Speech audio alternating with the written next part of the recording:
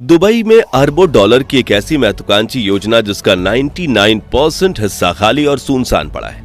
साल 2003 में जब समुद्र तट से 4 किलोमीटर दूर 260 छोटे छोटे द्वीपों के समूह वाले इस मेन मेड आइलैंड प्रोजेक्ट को बनाया जा रहा था, तब दुबई के शासक शेख मोहम्मद अल मखतूम ने यह सपना देखा था कि यहाँ बड़े बड़े पेंट हाउस होंगे, 7 स्टार लग्जरी होटल्स होंगे, थीम पार्क्स होंगे और वो हर लग्जरी सुविधा होगी जो हर साल करोड़ों पर्यटकों को दुबई आने पर मजबूर कर देंगी।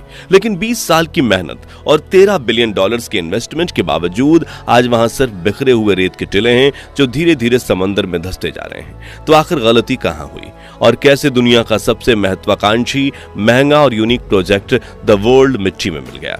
आज इसी रहस्य से पर्दा उठाएंगे, तो पूरा वीडियो जरूर देखिएगा। दोस्तों, साल 2003 में द वर्ल्ड नाम की इस परियोजना की परिकल्पना 260 आर्टिफिशियल द्वीपों के तौर पर की गई थी। इन्हें इस तरह बनाया जाता था जिस तरह धरती पर सारे महाद्वीप आबाद हैं। इसलिए हर द्वीप का नाम उस देश या शहर या इलाके के नाम पर रखा गया था जिस महाद्वीप पर वह स्थित था। यानी कि अंतरिक्ष से देखने पर हमारी पृथ्वी जिस तरह दिखती है, द वर्ल्ड भी उसी पृथ्वी की रेप्लिका यानी प्रतिकृति की तरह दिखने वाला था। दुबई की सरकार और नखील प्रॉपर्टीज नाम की प्राइवेट कंपनी ने साल 2003 में ही द वर्ल्ड प्रोजेक्ट पर काम शुरू कर दिया था, जिसके लिए फारस की खाड़ी के समुद्र तल से 32.1 करोड़ घन फुट रेत निकालकर उन्हें दुबई लाया गया था, ताकि समुद्र के बीचों बीच बनने वाले इन द्वीपों की मजबूती में कोई कमी न रहे। हालांकि कई एनवायरमेंट एक्सपर्ट्स का कहना था कि समुद्र की तलहटी से रेत की खुदाई किए जाने से फारस की खाड़ी में मूंगे की चट्टानों को काफी नुकसान पहुंचा है। इसलिए नखील प्रॉपर्टीज ने मूंगे को फिर से आबाद करने के लिए समुद्री जीव वैज्ञानिकों के साथ मिलकर कई प्रोजेक्ट्स भी चलाए थे। इस तरह 5 सालों तक 24 घंटे 365 दिन काम करके आखिरकार 2008 में दुबई ने द वर्ल्ड को दुनिया के सामने पेश किया। साथ ही मंदी के दौर में भी करोड़ों रुपए खर्च करके इसे लैंड ऑफ पैराडाइज कहते हुए जमकर मार्केटिंग की गई। लेकिन फिर भी दुबई का यह प्रोजेक्ट इतनी बुरी तरह फेल हो गया कि आज वहां कोई नजर उठाकर भी नहीं देखता। तो फिर गलती हुई कहां और किस तरह से इस परियोजना में जान फूंकी जा सकती थी? आइए जानते हैं।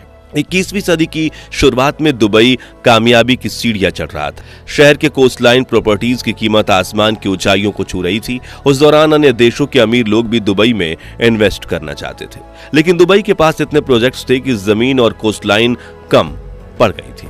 तभी शेख मोहम्मद बिन रशीद अल मखतूम ने एक दुबई की कोस्टल एरिया में 3 आर्टिफिशियल आइलैंड बनाने का निर्णय लिया, यानी कि समुद्र के बहते पानी के बीच जमीन बनाना, वो भी कृत्रिम रूप से किसी और जगह की मिट्टी लाकर। जो सुनने में तो नामुमकिन लगता है, लेकिन जब दुबई ने नामुमकिन को मुमकिन करके पाम जुमेराह बना लिया तो दुनिया की आंखें खुली की खुली रह गईं। बता दें कि ये 3 आइलैंड कुछ इस तरह डिजाइन किए गए थे कि ऊंचाई पर देखने से ये पाम ट्रीटी की तरह लगे। जैसे इन प्रोजेक्ट्स का नाम palm Zabeel Ali, palm Jumeirah और पाम डेरा रखा गया और पाम जुमेराह बनाना शुरू कर दिया गया। इस दौरान दुबई की जो कोस्ट लाइन 70 किलोमीटर की थी, वो पाम जुमेराह की वजह से 56 किलोमीटर और बढ़ गई, जिससे दुबई गवर्नमेंट को काफी ज्यादा फायदा दिखने लगे।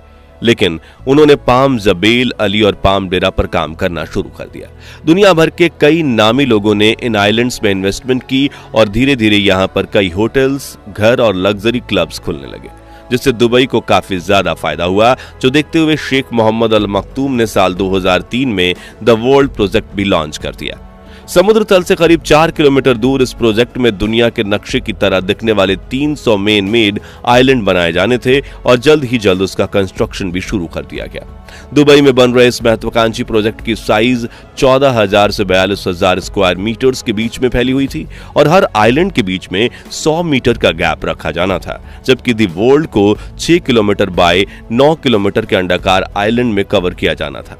इस संपूर्ण प्रोजेक्ट की लागत 13 बिलियन डॉलर थी और दुबई की सरकार का प्लान इसकी लागत से कई गुना ज्यादा कमाई करना था। लेकिन वो नहीं जानते थे कि जल्द ही ये रेत के टिले उनके इन्वेस्टमेंट को डुबाकर कंपनी को दिवालिया करने वाले थे। खैर, द वर्ल्ड के 300 आइलैंड की कीमत करीब 112 करोड़ रुपए से शुरू होकर 375 करोड़ रुपए तक रखी गई थी, जिसमें अलग अलग आकार के आइलैंड मौजूद थे और प्रोजेक्ट्स शुरू होने के 5 साल में ही यहाँ 60% आइलैंड बिक चुके थे। दरअसल बहते हुए पानी के बीच आइलैंड बनाना काफी ज्यादा मुश्किल होता है और वहां पर मिट्टी और पत्थर पहुंचाना भी अपने आप में एक बड़ी चुनौती है। इसलिए इन आइलैंड्स की कीमत इतनी ज्यादा थी।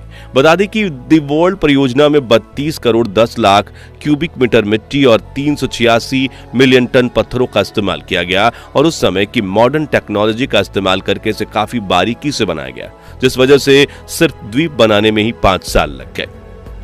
तो फिर यह प्रोजेक्ट नाकाम कैसे हुआ? तो इसके पीछे 3 महत्वपूर्ण कारण हैं, जिनमें पहला और सबसे बड़ा कारण है इसका डिजाइन।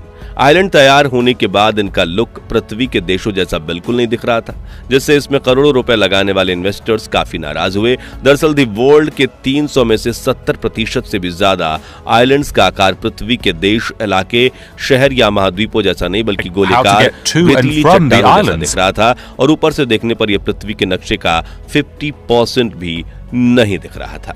दूसरा कारण है इसकी लॉन्चिंग। 2008 के दशक में इसे लॉन्च किया गया, लेकिन ये वही समय था जब में पूरी दुनिया सबप्राइम मॉर्गेज क्राइसिस नाम से जाने जाने वाली मंदी के दौर से गुजर रही थी। अमेरिका से शुरू हुए वित्तीय संकट ने दुबई को भी अपनी चपेट में लिया और इसका असर 2010 तक रहा, जिससे इन्वेस्टर्स अपने पैसे इन्वेस्ट करके आइलैंड तो क्या किसी भी रियल एस्टेट प्रॉपर्टी खरीदने से कतरा रहे थे। इस दौरान दुबई में प्रॉपर्टी की कीमतों में काफी गिरावट आ गई। इसकी वजह से बहुत सी निजी कंपनियों ने तो इस परियोजना से अपने हाथ भी खींच लिए और फिर उन्हें रोक दिया। खुद नखील प्रॉपर्टीज के ऊपर भी अरबों डॉलर का कर्ज चढ़ गया। तीसरा कारण कंस्ट्रक्शन। दरअसल काफी समय तक खाली पड़े इन आइलैंड्स का आकार धीरे धीरे छोटा होने लगा था और इनमें से कुछ आइलैंड्स तो समंदर के पानी के नीचे जा चुके थे। मीडिया में इस न्यूज के फैलने के बाद आर्टिफिशियल आइलैंड की जांच की गई, जिससे ये बात सामने आई कि दुबई की आइलैंड इरोजन का शिकार हुए थे। इसे आसान भाषा में समझे तो पानी के तेज बहाव की वजह से इन आइलैंड्स के किनारे की मिट्टी पानी में बह जाना, जिस वजह से किनारों से आइलैंड में कमजोरी आ जाती है और समय के साथ साथ धीरे धीरे आइलैंड का आकार छोटा होता चला जाता है। और यह काफी ज्यादा हैरान करने वाली बात थी, क्योंकि इन 300 में से 50% से ज्यादा आइलैंड काफी ज्यादा छोटे थे। ऐसे में इन्वेस्टर्स को यह डर सता रहा था कि हम करोड़ों रुपए खर्च करके यहाँ बिल्डिंग बनाएं और कुछ ही समय में उनकी नींव कमजोर हो जाए तो क्या होगा। इसी वजह से आज भी 1-2 आइलैंड छोड़कर वर्ल्ड परियोजना के 99% आइलैंड वीरान पड़े हैं, जिन्हें देखकर रेगिस्तान वाले पुराने दुबई की याद आने लगती है। ऐसे में द वर्ल्ड प्रोजेक्ट में दुबई सरकार को काफी घाटा हुआ और नखील प्रॉपर्टीज का तो दिवालिया निकल गया। हालांकि आज भी द वर्ल्ड की बनावट पर बड़ा काम करने के लिए नखील प्रॉपर्टीज अभी ठेकेदारों की तलाश में है, ताकि कुछ आइलैंड बिके और उनका खर्चा रिकवर हो।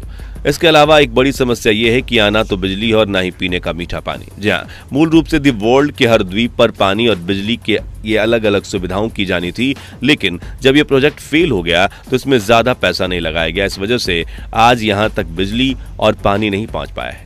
ऐसे में इसे बनाने वाली कंपनी अब तक एक ऐसी परियोजना के बारे में सोच रही है जिसमें इन बनावटी द्वीपों को आपस में जोड़कर यहाँ एक ही तार से बिजली और पाइप से पानी पहुंचाया जाए, लेकिन इस प्रोजेक्ट को पूरी तरह से दुनिया में फेल मान लिया गया है। ऐसे में यहाँ और पैसे लगाना काफी ज्यादा रिस्की साबित हो सकता है।